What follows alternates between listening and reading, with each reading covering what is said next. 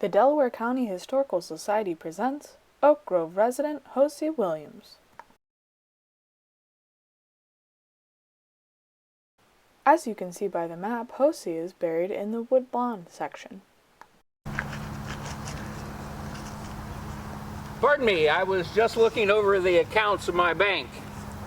Good afternoon, I'm Hosea Williams.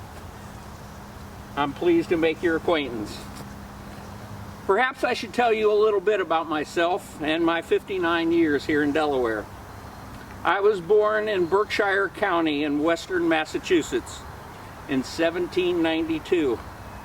My ancestors migrated here to New England from Wales in the late part of the 1600s. I was a young man in 1817. I remember it was the spring of the year. The green coming to the trees and the fresh mountain air of the Berkshire Hills brought hope and love into my life. There I married Charlotte Elizabeth Avery. Shortly after being married, my wife and I and mother and father packed up 2 wagons full of our household goods, all the things that we thought we would need back in the Ohio country. We arrived in Delaware County in the late spring of 1817. We rented a house here in Delaware and soon purchased 300 acres of farmland just west of the city. Years went on and I labored hard to make that farm work. In 1821, we built a double log house, built and then moved to the farm from the city.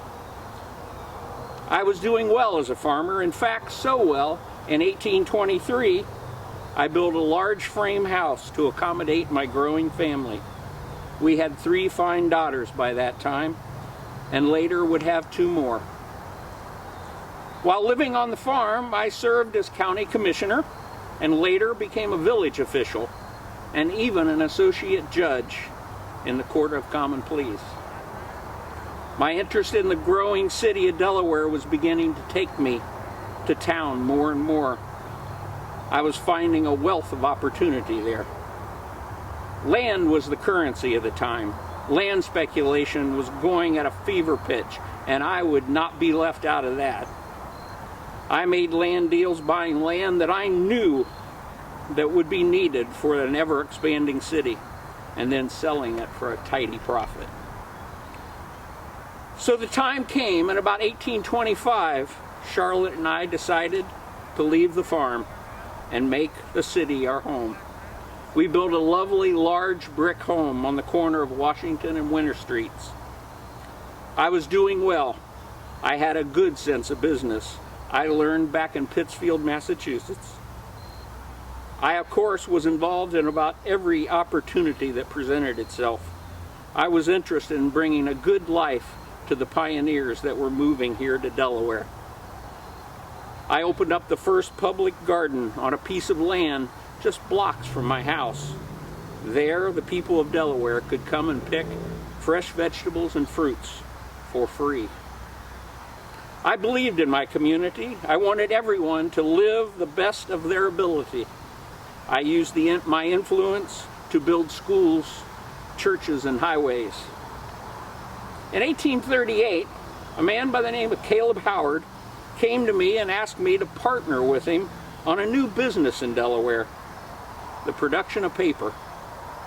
We purchased a piece of Forest Meeker's riverfront property that had 2 small working mills, of which we improved and installed machinery for making paper.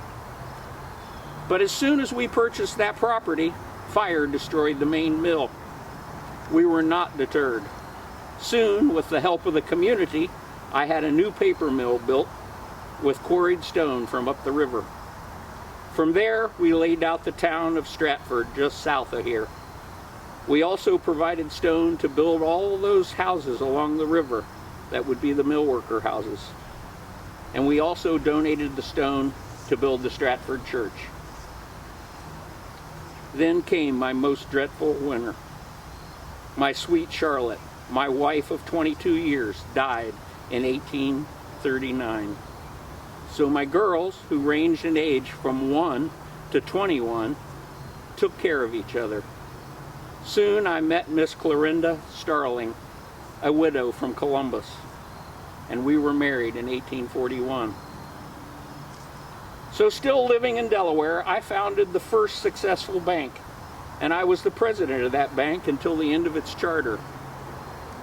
When the bank was reorganized under the name Delaware County National Bank, I was elected president and remained in that position until my death.